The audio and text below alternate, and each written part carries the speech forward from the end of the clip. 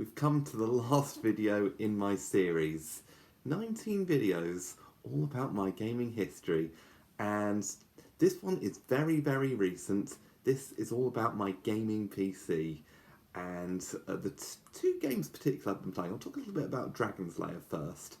I played it for about a few minutes. I intend to finish it at some point, but Dragon's Lair is sort of that point and click one that Dom Bluth did in gaming arcades in the 1980s, and now it's on Steam, and I tried a little bit, and I'm going to complete it at some point in the future. But the reason I've not done it or completed it is because there have been two other games that have been very important. The first, which I actually bought about 3 years ago in preparation for the day I got my gaming PC, was R Factor 2. It was on sale, I bought it, and it's been an eye-opener, that game. It's a racing game. It sort of works the same way as, it's kind of the same way as Project Cars 2. Lots of variety, but this is a case of you buy the game, and then you download mods for it for free in the Steam library. Or workshop, rather. Or you can have some DLC as well. I bought the Formula E DLC in advance of that, so when I started the game, that's all I had. So you've got to go into Steam, subscribe to a mod, and it'll turn up in the game. And the people who make the game, R Factor 2, they have some official mods, so it's not like you're just downloading entirely third-party stuff, though the stuff that's on the Steam Workshop is generally quite safe. I've yet to try anything outside of the Steam Workshop, nor will I. I just don't quite trust anything outside the Steam Workshop. The stuff in the Steam Workshop is good, and it's not just cars and tracks, it's also HUDs as well.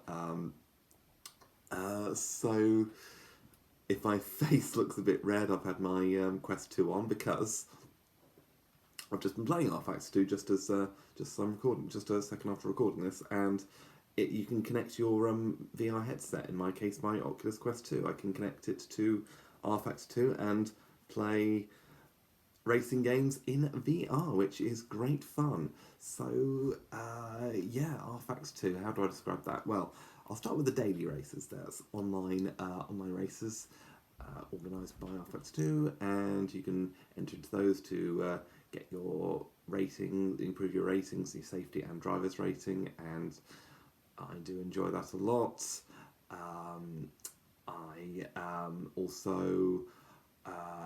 You can also do single player stuff with mods. There's not really any career mode to speak of, nor really a championship. You can enter into. It's just sort of single races, sort of single player and multiplayer. So that's a little disappointing. They say there's going to be a career. There's like a blacked out career ladder, implying that there will be a career ladder coming in the future. But wow, there's a bit of a situation around who owns R Factor 2 and who's going to be contributing to that.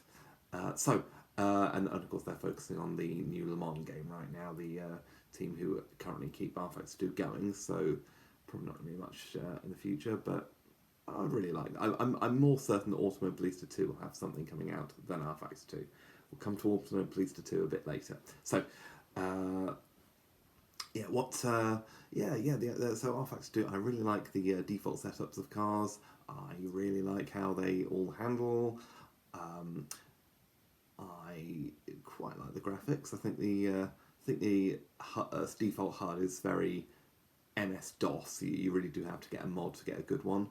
And the real downside is how long it takes, not to set up getting it working, but getting your controls.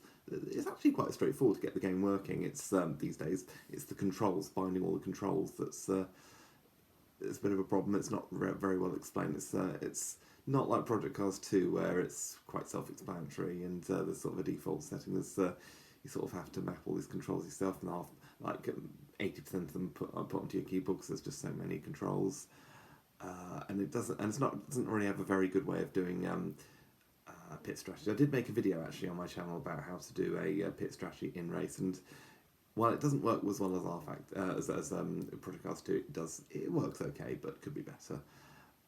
But yeah, it's a game that's not really been properly updated over the time, but it drives very nicely. And yeah, you can drive almost anything you can think of in that game, which is great fun. But I'll be playing it more in the future for Formula E. Uh, which brings me to another point. The AI difficulty is very inconsistent throughout different cars and tracks, I've noticed. But I'll be doing some more Formula E races in the future. I've done like a Star Mazda race at Mid Ohio against the AI. I've done an Aerial Atom race at Castle Coombe against the AI, and yeah, and I'm going to be doing. I've sort of come up with some single player races I'm going to be doing in the future to get the most out of the game. Now we move on to another game which also uses VR. I just mentioned it, Automobilista 2. It is practically the Project Cars 2 sequel. Project Cars 3 is not a Project Cars 2 sequel. Automobilista 2 is a Project Cars 2 sequel, which is absolutely ridiculous to think about. But yeah, it is almost like it's like a patched version of Project Cars 2, and with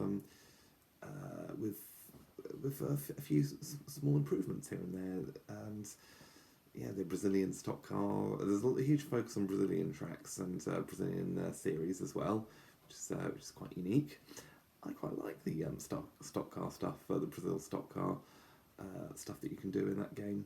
And that does have, it doesn't yet have a career mode, Automobilista 2. It does have custom championships though, which is something it has over R Factor 2.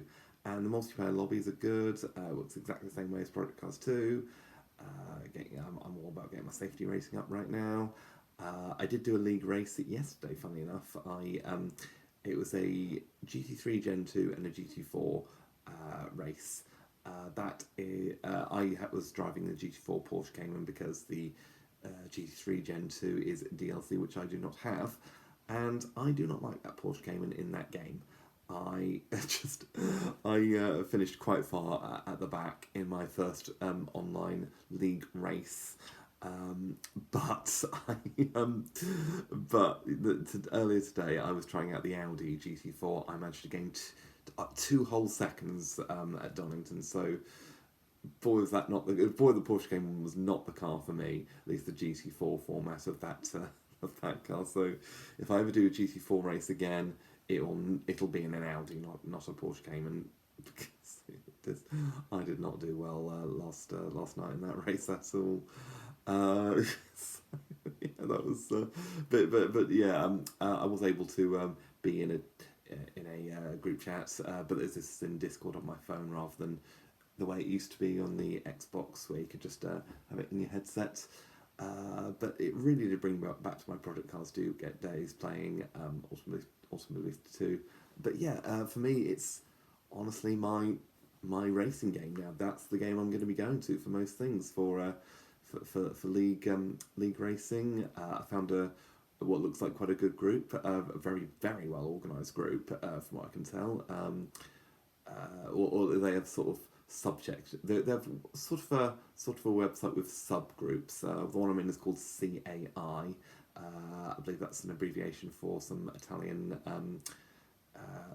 sounding thing, but it's very very British focused. So yeah, I'll look at that later. But yeah, looking good so far. And they've got some other ones something like NRT and RPM and all these 3-letter abbreviations, and yeah, I'll be looking through those in the future, because I do really like the way they actually put the stuff on a website for you to see, which great stuff. Yeah, I really like the fact that they do that. They take it very seriously.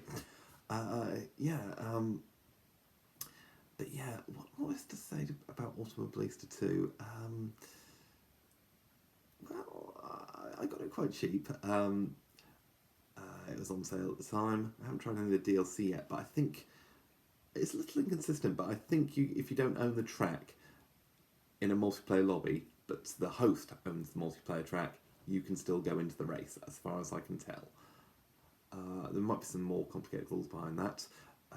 There's also something called Test Day. Well, you can single play, you can just test something. There's time trials. And the great thing about the time trials is you can add a ghost of someone who's done the trial in the past, and and some of them do enable their setup, so you can download another person's setup and apply to your car, which is something you can do in Project Cars 2, which is an outstanding idea, and I'm really glad this game has kept that going. Some of the interesting stuff you can do. There's some prototypes, mini prototypes that look good fun. I've not got much more to say, partly because I've not been playing the game very long. I've only had it for like 2 or 3 weeks, but yeah, really, really enjoying it so far. So what the future holds for me? Well, I'll look for an R Factor 2 league in the future. I think there's a BTCC one in the Just Race website, which I've seen. I'll have a close look at that in the future. I would love to do a Formula E league. I think there was an R Factor 2 one, but it looked a bit overcomplicated. There was like it was dependent around custom liveries or something, and ridiculous weather, and I might give that another go. I might watch them on stream, see how they operate it. Driving Formula E is something I really want to do more of. I'll be looking to do more of that in the future. So that brings me to the end now. I don't think I've got any other games to talk about. But one thing I might do in the future, I might do a top 10 list of the best games I've ever played. And you might be surprised what my number one is. It took me a little while to think about it. But I'm going to wait on that one because I want some time to think about what my top 10 actually is. Not as many racing games in there as I would have thought. But we'll see how that goes. So that was my part 19 of my video diary. I started off talking about... Where did I even start? I started out talking about my dad's Mac laptop and Simant and Peg Leg and things like that, and Lemmings, and here I am joining leagues on Automobilista 2 and racing Formula E and R Factor 2. I've come a long way since the mid-90s. Thank you all so much for watching. I'll try to think of some more video ideas to do in the future. Maybe I might even come back to Skyrim perhaps and continue the game I was currently on and do some more clips, because in the time I've been back and doing these videos, I did a one video that made it to 1,000 views somehow. I'm absolutely amazed that happened. It obviously got shared somewhere on either Facebook or Twitter or something.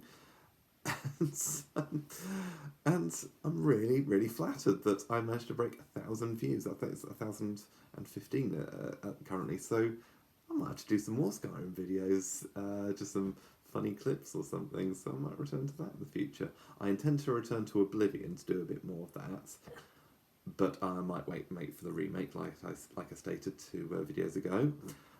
And in the future, I will try to complete Soul Reaver 2 and Resident Evil Code Veronica, but sometime in the distant future. I want to try and get back into Football Manager again. The 2026 version, I really hope improves the UI. I might even do the iPad version, what's it called, Touch. Football Manager Touch, I might even do that, but we'll see how Football Manager goes in the future. What else for the future? Well, there aren't any other racing games that I'm really that curious about. And well, I'm coming to the end of my gaming journey a little bit now. I do have an Xbox One, the white version, purely just because it's got a DVD player, and things just don't have DVD players anymore. So I'm glad I got something with a Blu-ray player. Actually, now I think about it. So yeah, what will I do in the future? Well, wait around and see. Thank you for staying with me all this time. Thank you for the views, and I'll think of some more ideas to do in the future for videos. I'll see you in the next one. Goodbye.